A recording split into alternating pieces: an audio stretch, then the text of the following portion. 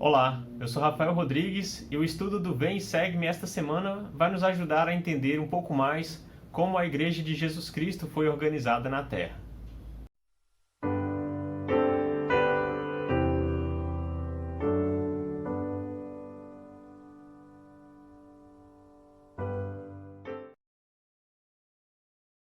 Esta semana, dos dias 1º a 7 de março, temos como designação Doutrina e Convênios, sessões 20 a 22. E o tema é o surgimento da Igreja de Cristo. Bem, até aqui vimos toda a dificuldade, os desafios, mas também as grandes bênçãos vivenciadas por Joseph Smith, Oliver Cowdery, Emma Smith e outros que estiveram envolvidos na tradução do Livro de Mórmon. Enfim, o Livro de Mórmon estava pronto. Algumas semanas apenas após a sua publicação, o Salvador Jesus Cristo ordenou que sua igreja fosse organizada formalmente. Então, no dia 6 de abril de 1830, cerca de 40 pessoas se reuniram na casa da família Whitmer e então a igreja foi formalmente organizada.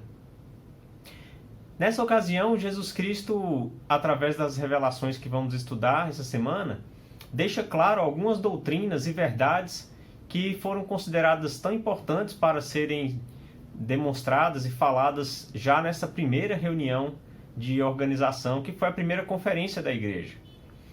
Então ali nós podemos ver nessas escrituras coisas que são fundamentais, que possamos relembrar para aqueles que conheceram o Evangelho e talvez em algum tempo tenham se esquecido, e reafirmar para que o nosso testemunho nunca diminua ou que ele nunca se enfraqueça a respeito da verdade e da natureza sagrada do que foi considerado a ser compartilhado nessas primeiras oportunidades em que a igreja estava sendo organizada.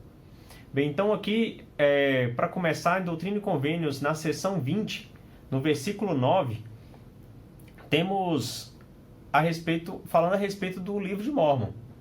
Então, tinha acabado de ser traduzido e é a pedra angular de nossa religião.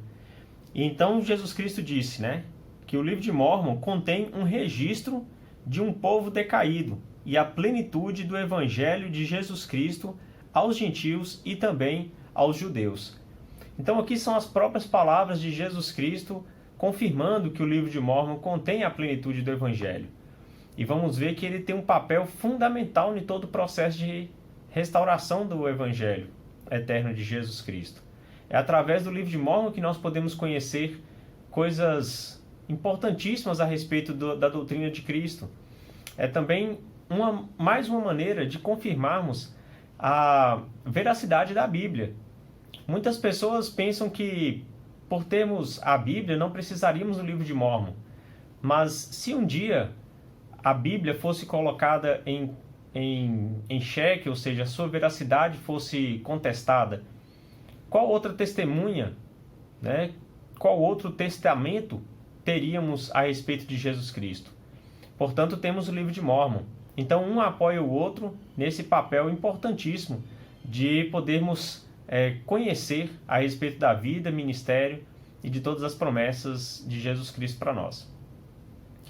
Outro fato importante que podemos destacar aqui a respeito dos pilares do plano de salvação. Eu gostei muito ao ler aqui nos versículos 17, 20 e do 22 ao 23 esses pilares. Então, quais são eles? Olha o 17. Por estas coisas sabemos que há um Deus no céu, que é infinito e eterno, de eternidade a eternidade. O mesmo Deus imutável, o Criador do céu e da terra e de tudo o que neles há. Então, o primeiro pilar do plano de salvação é a criação da terra. Precisaríamos ter um espaço onde habitar, uma casa para que nós pudéssemos ganhar um corpo físico e sermos um dia e temos o potencial de poder ser um dia semelhante ao nosso Pai Celestial. Depois, nós temos a descrição de que o Senhor nos criou, homem e mulher, à sua imagem e semelhança. Então, a criação e a queda de Adão e Eva são outro pilar importante. E aqui no versículo 20, após dizer que a Adão e Eva estava sendo dado o mandamento, lemos que, pela transgressão dessas santas leis, o homem tornou-se sensual, diabólico e um homem decaído. Então, através da queda de Adão e Eva, experimentamos a morte espiritual. E é um outro ponto importante, porque é decisivo para que precisemos ter um Salvador, um Redentor. E aí vem o terceiro pilar, que é a expiação de Jesus Cristo. Dizendo sobre ele, sofreu tentações, mas não lhes deu atenção. Foi crucificado, morreu e ressuscitou no terceiro dia. Então, com esses pilares, nós podemos estabelecer todo o plano de salvação, onde viemos para esta terra, né, ganhamos um corpo físico, experimentamos a morte espiritual, vivemos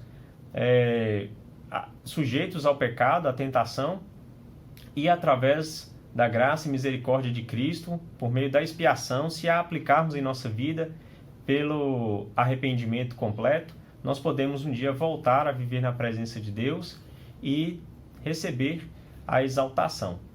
Então, é outro ponto fundamental que foi estabelecido e deixado claro aos participantes naquela primeira reunião da igreja e a todos nós através dessa revelação maravilhosa.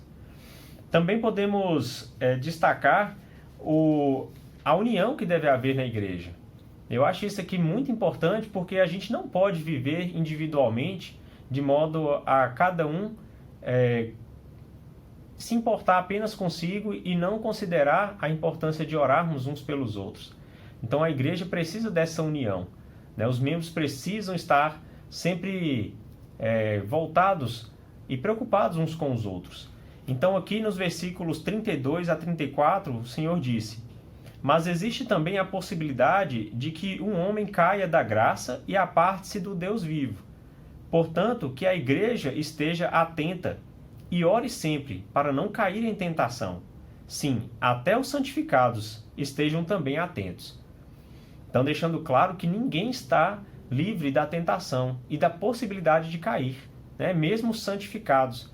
Então, que nós todos possamos estar atentos, né? Possamos vigiar e orar uns pelos outros, para que toda a igreja possa ser salva, todos possamos desfrutar dessas bênçãos, porque com certeza vamos ter grande alegria se encontrarmos uns aos outros com a mesma fraternidade que temos aqui na terra, podermos ter isso no mundo vindouro.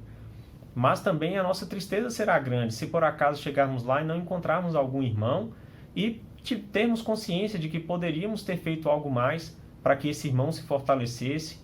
E aí vem a palavra do presidente Nelson, né, com o programa de ministração, que é justamente isso, uns preocupar-se com os outros.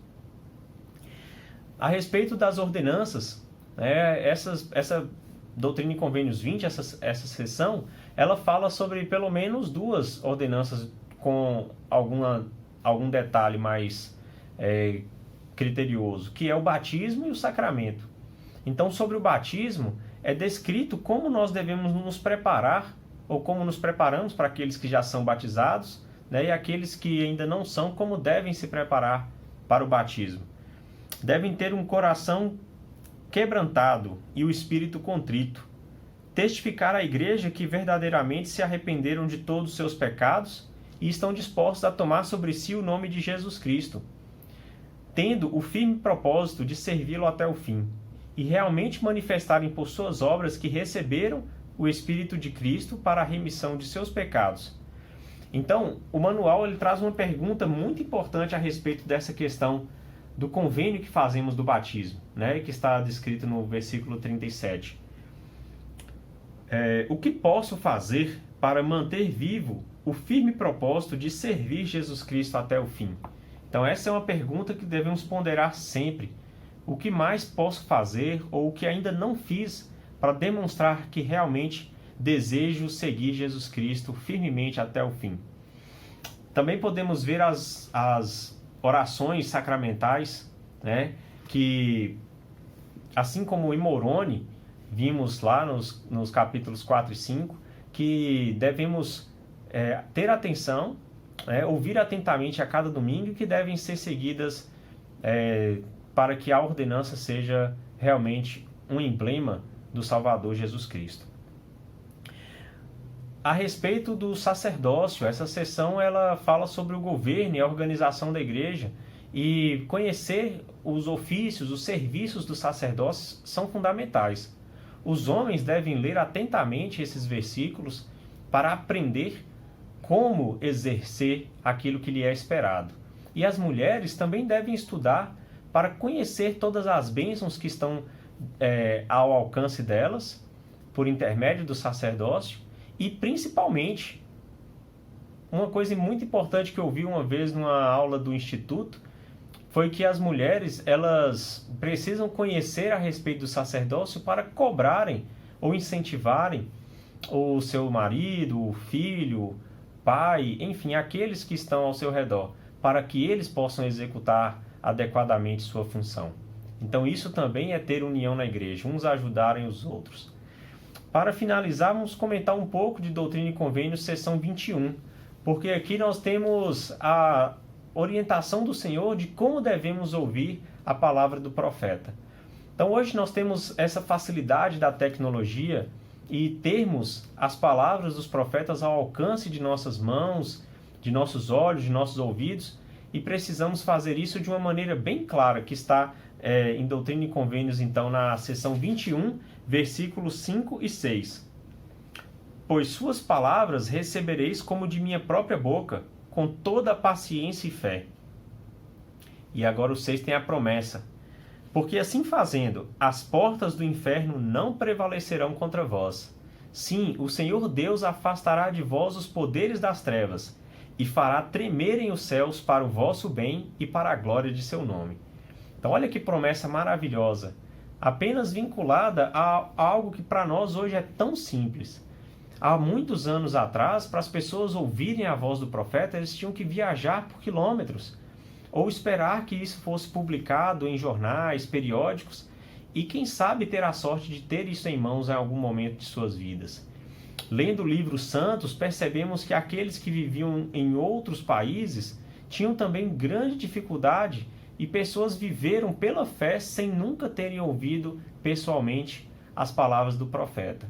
Então somos grandemente privilegiados nessa época em que a internet e os outros meios de comunicação nos permitem ouvir nosso profeta, o presidente Nelson, seus conselheiros, o Quórum dos 12, todas as autoridades gerais, a cada conferência geral, através dos manuais, através das escrituras e toda a biblioteca do Evangelho.